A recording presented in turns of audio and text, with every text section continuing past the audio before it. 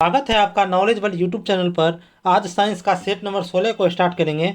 उससे पहले जो भी दोस्त पिछले वीडियो को नहीं देखे हैं वो चैनल के प्लेलिस्ट में जाकर के वीडियो को देख लें, तथा जो भी दोस्त चैनल पर नए हैं वो चैनल को सब्सक्राइब कर लें। और अगर आपको इसका पीडीएफ चाहिए तो आप हमारे टेलीग्राम चैनल से भी जुड़ जाएं, जिसका कि लिंक इस वीडियो के डिस्क्रिप्शन में दिया हुआ है। आज का पहला प्रश्न है कि दुर्लभ मृदा तत्वों की विशेषता क्या है। तो दुर्लभ मृदा तत्व को एफ ब्लॉक के लेंथेनाइट श्रेणी में रखा गया, ठीक है ना, जिसका जो है तीसरा बाह्यतम सेल अपूर्ण रहता है। दुर्लभ मृदा तत्व का जो है तीसरा बाह्यतम सेल क्या रहता है, अपूर्ण रहता है।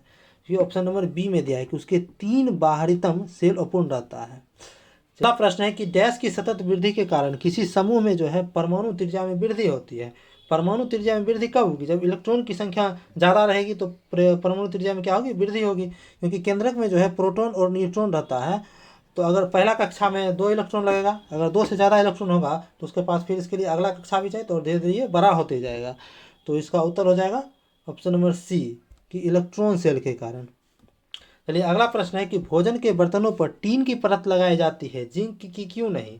देखिए टीन की परत इसी कारण से लगाई जाती है, टीन जो है जिंक के अपेक्षा में कम अभिक्रियाशील होता है।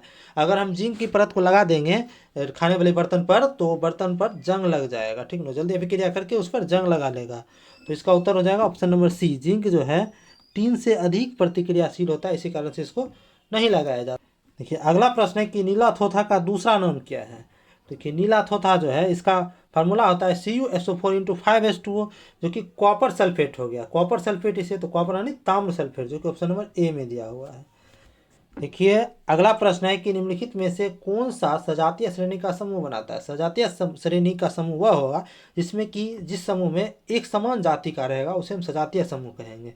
देखिए जब हम एल्केन को पहचानना होगा तो एल्केन के अंत में ANE लगा रहेगा, ठीक।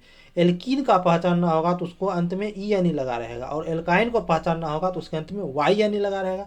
आप देखिए यहाँ देखिए एथेन है, एथेन है मतलब ANE, ये एल्किन श्रेणी का हो गया। मीथेन है, ये भी एल्किन श्रेणी का हो गया। और प्रोपीन यानी ENE, ये एल्काइन का हो गया। तो सेम समूह का नहीं हुआ, तो ये नहीं हुआ। चलिए ऑप्शन बी है इथेन, इथेन भी हो गया, आपको ANE लगा हुआ है तो नहीं एल्केन समूह का। मीथेन भी एल्केन समूह का। और इथाइन, इथाइन मतलब ENE, ये हो गया एल्काइन समूह का, ये भी नहीं हुआ। अब देखिए इथाइन ये एल्काइन का हो गया, प्रोपाइन भी एल्काइन का हो गया। और जो है ब्यूटीन, ब्यूटीन मतलब ENE, जो कि एल्केन का हो गया, ठीक, ये भी नहीं हुआ। ऑप्शन डी देखिए इथाइन, इथाइन ENE, ENE मतलब एल्केन हो गया, एल्कीन हो गया। ENE मतलब एल्कीन हो गया। और प्रोपाइन फिर ENE, ये भी एल्कीन हो गया। और ब्यूटाइन ये भी एल्कीन हो गया। तो ये तीनों जो है एक समूह का है। इसका उत्तर हो जाएगा ऑप्शन नंबर डी। चलिए अगला प्रश्न है कि अंडे देने वाले प्राणियों को क्या कहा जाता है। जो प्राणी अंडा देगा उसे हम अंडज कहेंगे। ऑप्शन नंबर डी इसका सही होगा। सबसे सरल अल्कोहल, तो सबसे सरल अल्कोहल इस समय मेथेनॉल है, जो कि ऑप्शन नंबर डी में दिया हुआ है, ठीक है। मेथेनॉल का फार्मूला होता है CH3OH, ठीक। इसे जो है वुड अल्कोहल या वुड नेफ्या कहा जाता है। चलिए अगला प्रश्न है कि निम्नलिखित में से दाब का बीमीय सूत्र क्या है। देखिए दाब, तो दाब बराबर फार्मूला आता है बल बटा क्षेत्रफल। दाब बराबर हो जाएगा आपको बल बटा क्षेत्र, फोर्स बटा एरिया। देखिए बल का मात्रक होता है न्यूटन, न्यूटन को ही हम लिखते हैं केजी मीटर पर सेकेंड स्क्वायर। अब बटा में हो जाएगा एरिया, एरिया के लिए हो जाएगा मीटर स्क्वायर। जब इसको सॉल्व करेंगे तो आ जाएगा हमको केजी पर मीटर और पर सेकेंड स्क्वायर हो जाएगा, ठीक ना। अब देखिए इसका जब हम निकालेंगे बीमीय सूत्र तो केजी के लिए हो जाएगा m, और m हो गया यानी लंबाई, लंबाई के लिए हो जाएगा L-1 और T-2 हो जाएगा, ठीक। तो जो कि ऑप्शन नंबर बी में दिया हुआ है। तो इसका उत्तर हो जाएगा ML-1 T-2। अगला प्रश्न है कि किसी पदार्थ का आपेक्षिक घनत्व क्या है। देखिए आपेक्षिक घनत्व का फॉर्मूला होता है पदार्थ का घनत्व बटे पानी का घनत्व, जो कि ऑप्शन नंबर सी में दिया हुआ है। चलिए अगला प्रश्न है कि चांदी का घनत्व 10.8 × 10³ kg पर मीटर क्यूब है, और पानी का घनत्व है 10³ kg पर मीटर क्यूब है। तो चांदी का आपेक्षिक घनत्व क्या होगा। देखिए चांदी का आपेक्षिक घनत्व क्या होगा, आपेक्षिक घनत्व का फॉर्मूला होता है कि पदार्थ का घनत्व यानी कि चांदी का घनत्व बटे पानी का घनत्व। तो चांदी का घनत्व कितना है 10.8 × 10³ है, अब देखिए, अब पूछ रहा है पानी का घनत्व बटा में होगा, तो पानी घनत्व होगा 10 पावर 3, 10 पावर 3 और 10 पावर 3 कट जाएगा, कितना बच जाएगा हमको 10.8 बच जाएगा, ठीक है ना। और 10.8 बच जाएगा, इसका कोई मात्रक और बीमा नहीं होगा, क्योंकि दोनों घनत्व भी हैं, घनत्व से जो है उसका मात्रक कट जाएगा। तो इसका उत्तर हो जाएगा ऑप्शन नंबर सी, 10.8 हो जाएगा। चलिए अगला प्रश्न है कि गैस अनुगति सिद्धांत डैश के अनुसार, गैस अनुगति सिद्धांत डैश के अनुसार जो है परम शून्य तापमान की प्राप्ति तभी होगी जब क्या होगा, परम शून्य तापमान की प्राप्ति तभी होगी जब क्या होगा। देखिए परम शून्य तापमान जो होता है, जो कि संसार का सबसे न्यूनतम तापमान को ही हम परम शून्य तापमान कहते हैं, ठीक ना। ये जो है 0 केल्विन या -273 डिग्री सेल्सियस को हम परम शून्य तापमान कहते हैं, ठीक ना। और परम शून्य तापमान पर जो है अणुओं की गतिज ऊर्जा जो है, जितना भी अणु है उसका गतिज ऊर्जा क्या होता है, शून्य हो जाता है, ठीक। तो इसका उत्तर हो जाएगा ऑप्शन नंबर सी कि अणुओं का गतिज ऊर्जा शून्य हो जाता है। अगला प्रश्न है कि विकिरण, विकिरण द्वारा ऊष्मा का स्थानांतरण मुख्य रूप से निर्भर करता है किस चीज़ पर। विकिरण द्वारा जब ऊष्मा का स्थानांतरण होता है तो किस पर निर्भर करेगा, ये तापमान पर। हाँ, तापमान पर तो करेगा ही।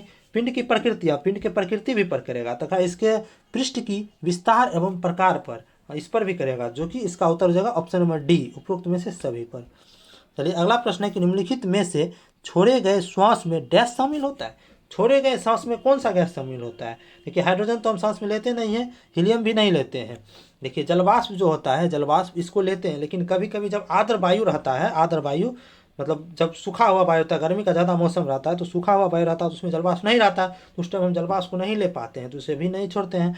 तो नाइट्रोजन तो हमेशा रहता है वायुमंडल में, तो इसका सही उत्तर हो जाएगा नाइट्रोजन। चलिए अगला प्रश्न है कि रूढ़ प्रतीकों के साथ लेंस का फॉर्मूला क्या है। देखिए लेंस का फॉर्मूला होता है 1/v - 1/u बराबर 1/f। अगर पूछेगा आपको दर्पण का फॉर्मूला तो 1/v + 1/u बराबर 1/f। देखिए लेंस का फॉर्मूला ऑप्शन नंबर ए में दिया हुआ है, 1/v - 1/u बराबर 1/f।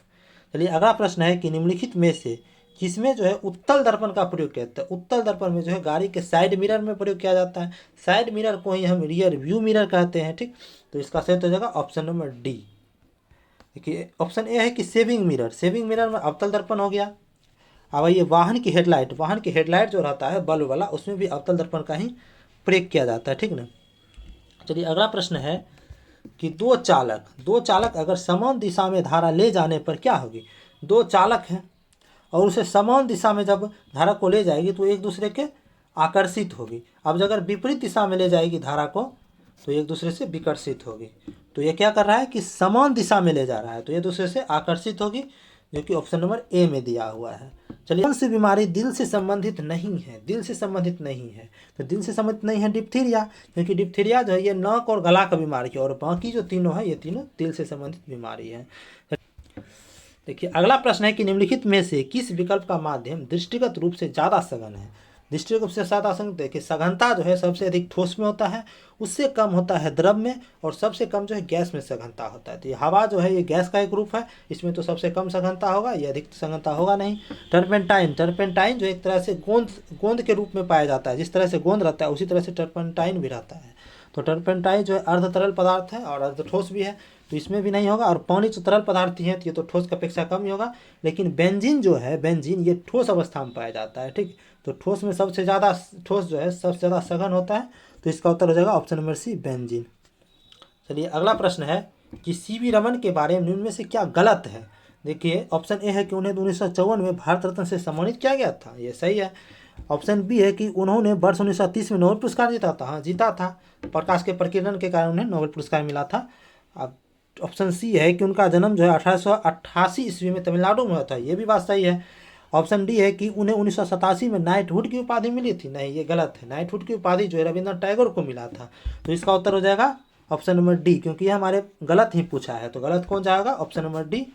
चलिए अगला प्रश्न है कि विद्युत स्विच को किस में लगाया जाता है। कोई भी विद्युत स्विच होगा तो उसे हम लाइव तार में लगाएंगे, लाइव तार यानी कि फेज में लगाएंगे विद्युत स्विच को, ठीक। चलिए ये आज का अंतिम प्रश्न था। इसका पीडीएफ पाने के लिए आप हमारे टेलीग्राम चैनल से जुड़ सकते हैं, जिसका कि लिंक इस वीडियो के डिस्क्रिप्शन में तथा कमेंट बॉक्स में भी पिन कर दिया गया है। जो भी दोस्त चैनल पर नए हैं वो चैनल को सब्सक्राइब कर लें और अपने दोस्तों में भी शेयर कर दें। चलिए अंत तक बने रहने के लिए धन्यवाद, मिलते हैं अगले वीडियो में।